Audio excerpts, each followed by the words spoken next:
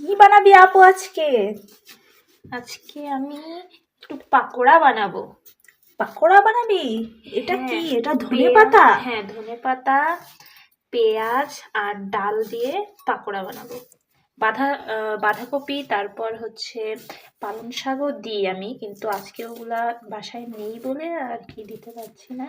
তো আপু পাকোড়া বানাবে, তো সেটাই তোমাদেরকে দেখাবো। তো শেষ পর্যন্ত দেখতে থাকো যে কেমন পাকোড়া বানানো হলো। আপু পাকোড়া বানাচ্ছিল আর এদিকে আমি একটু চা বসিয়ে দিয়েছিলাম আম্মুর জন্য। তো চাটা শীতের জন্য খুবই ভালো, সন্ধ্যায় একটু চা খেলে খুবই ভালো লাগে, আর ঠান্ডার জন্য তো আরও বেশি ভালো হয়। তো চা রেডি, এটা আম্মুকে দিয়ে আসবো। আর এদিকে আব্বু আমাদের জন্য চটপটে আনছিল, তো সেটাই খাচ্ছিলাম।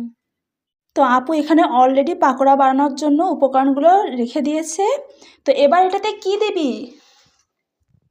তো এবার এটাতে আমি একটু ময়দা দেব, চালের আটা। বেসনটা আমি অবশ্য দিই না, কারণ বেসনটা দিলে আমার কেমন একটা লাগে আর কি টেস্ট, তো এই জন্য আমি বেসনটা বাদেই দিই। তো এই যে আমি 3 চা চামচ ময়দা দিয়ে দিয়েছি, আর এখানে দিয়ে দিব চালের গুঁড়া, 1.5 চামচ চালের গুঁড়া দিয়ে দিয়েছি। হ্যাঁ, ব্যাস এটাই।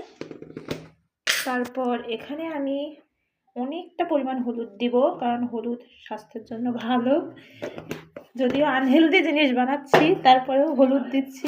আরে না রে, তোর পকোড়া খুবই ভালো হয়। আপু যে এত ভালো চপ বানাতে পারে। তারপরে এই যে লবণ, পরিমাণ মতো লবণ দিয়েছি। এবার আমি হালকা পানি দিয়ে এটা মাখাবো। এটা খুব ভালো করে মাখাতে হয়, তাই না রে? হ্যাঁ, এটা খুবই অল্প পানি দিতে হয়, পানিটা পরিমাণ মতো আস্তে আস্তে অল্প করে করে পানি দিতে হবে, আর ভালোভাবে মাখাতে হবে। মাখানোর পাতলাও করা যাবে না, আবার খুব বেশি শক্তও করা যাবে না, তাহলে কিন্তু পাকোড়াটা একদম শক্ত শক্ত হয়ে যাবে, আর খেতে সেটা মোটেও ভালো লাগবে না। তার মানে মাখানোর উপরেই ভালো বা টেস্ট ভালো সেইটা নির্ভর করে, তাই তো? হ্যাঁ।